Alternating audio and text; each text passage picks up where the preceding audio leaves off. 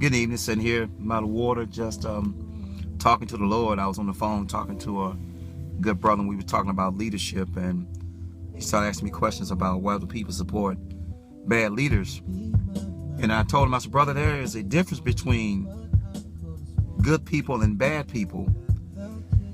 And the problem with us is that we put bad in front of certain words in order to describe the situation or the person. We'll say, I have a bad marriage. But the word marriage means holy matrimony. So how can you have a bad holy matrimony?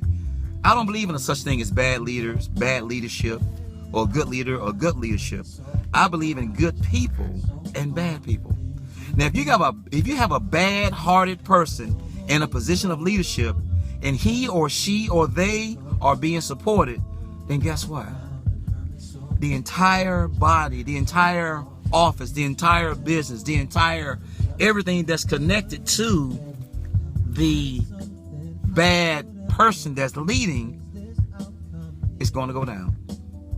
God deals with people in positions of leadership who are not leading righteously or correctly or truthfully or faithfully. God will walk through the families of those who are supporting bad leaders or bad people that are leaders, and he'll start touching people in all those families that have supported this bad leader or this bad leadership or this bad person that's the leader. We need to stop putting good or bad in front of certain words in order to describe the person or the situation. How can anyone support bad people that are in position of leadership? How can anyone support people who are mistreating others and give them a hall pass or a mulligan or a free pass and just allow them to continue to do it over and over and over? And we all know what bad and good is. But to have someone who is in a position of leadership that's callous and hard-hearted and mean and greedy and lackadaisical and moody, and it's deep. But those who put up with it, those who uphold it, God is going to walk through your family, and he's going to touch people that you love, and you'll be praying and thinking that it's the attack of the enemy, but it's God removing his hand. See, John 11:35 is deep. It says Jesus wept, and he's still crying. God is disgusted with us, certain of us and a lot of us, how we're leading and cheating and turning the local church into an ATM. I get so many calls about stealing from the local church. I get so many calls about angry people in positions of leadership mistreating God's children and haphazard and talking to people any kind of way. We can't do this. We are responsible for how we conduct ourselves. And as leaders, you need to speak up and say something about bad things and bad people.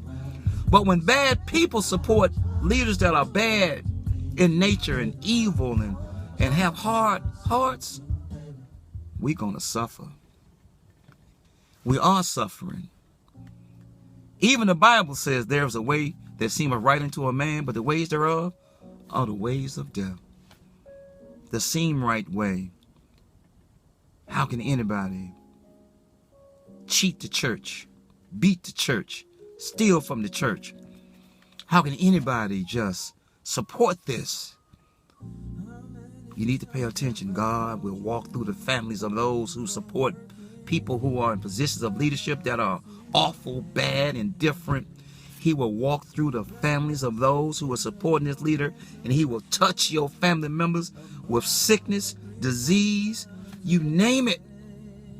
And the leader will still go on doing the bad things he or she is doing. But I feel bad for those who are supporting bad leaders, bad-hearted, horrible-hearted, hard-hearted, horrible-minded leaders. God is going to deal with you. But those who are supporting you, they're going to pay dearly 2 times. Once, from being led astray and led by a hard-hearted person.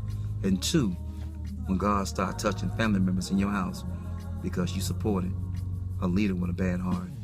God bless you.